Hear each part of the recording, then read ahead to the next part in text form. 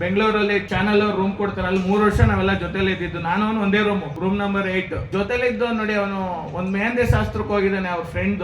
ಅವ್ನು ಸ್ವಲ್ಪ ಎದೆನೋ ಬಂದಿದೆ, ಬಟ್ ಆದ್ರೂ ಅವನು ಸ್ವಲ್ಪ ಬಹಳ ಪಾಸಿಟಿವ್ ಪರ್ಸನ್. ಅವನು ನಾವಾದ್ರೂ ಸ್ವಲ್ಪ ನೆಗ್ಲೆಕ್ಟ್ ಮಾಡ್ತೀವಿ, ಓಪ ಯಾರು ಮಾಡ್ತಾ, ಅವನು ಹೆವಿ ಪಟಾಕಿ ತರ. ಅವನು ಅದ್ ನೋವಾದ್ರೂ ಮತ್ತೆ ಡ್ಯಾನ್ಸ್ ಮಾಡೋದಕ್ಕೆ ಹೋಗಿದ್ದಾನೆ. ಆಮೇಲೆ ಸ್ವಲ್ಪ ಜಾಸ್ತಿ ನೋವಾಗಿದೆ, ಸುಮ್ನೆ ಮಲಗಿದಾನೆ ಅಷ್ಟೇ, ಹಂಗೆ ಆಗಿದೆ. ಇದೇ ಮದರ್ಸ್ ಡೇಲಿ ನಮ್ ಕಾಮಿಡಿ ಕಿಲಾಡಿಲಿ ಎಲ್ಲಾ ಅಮ್ಮಂದ್ರುಗಳನ್ನ ಕರ್ಸಿದ್ರು. ನಾನು ರಾಕಿ ಹಿಂದೆ ಹಿಂಗ್ ಬರೋದು, ನಾನು ಅಳಲ್ಲ ನೀನು ಅಳಲ್ಲ, ಅಳ್ಬೇಡ, ನಿಮ್ಮ ಅಮ್ಮಂಗೆ ಹೇಳು, ಅಳಿಸ್ಬೇಡ ಅಂತ ನಮ್ಮ ಅಮ್ಮಂಗೆ ಹೇಳ ಅಂತ ನಾವಿಬ್ರು ಪ್ಲಾನ್ ಮಾಡ್ಕೊಳ್ಳೋದು. ಯಾಕಂದ್ರೆ ಎಷ್ಟೊಂದ್ ಜನ ನಿಜವಾಗ್ಲೂ ಫೀಲ್ ಇದ್ದಳ್ಳವ್ರು ಅವ್ರೆ ಅಲ್ಲಿ ಟಿವಿಗೆ ಬಂದಾಗ. ಇನ್ ಕೆಲವ್ರು ಯಾಕೆ ಹೇಳ್ತಾರೆ ಅಂತಾನೆ ಗೊತ್ತಾಗಲ್ಲ ಅವನ ಟೈಮು. ನಾನು ಅದಕ್ಕೆ ಅವನ ಪ್ಲಾನು, ಅಳ್ಸದ್ ಬೇಡ ಅಂತ. ನಾವ್ ಅದಕ್ಕೆ ಬೇಡಮ್ಮ ಬಿಡಮ್ಮ ಅನ್ಕೊಂಡ್ ನಾವು ಆತರ.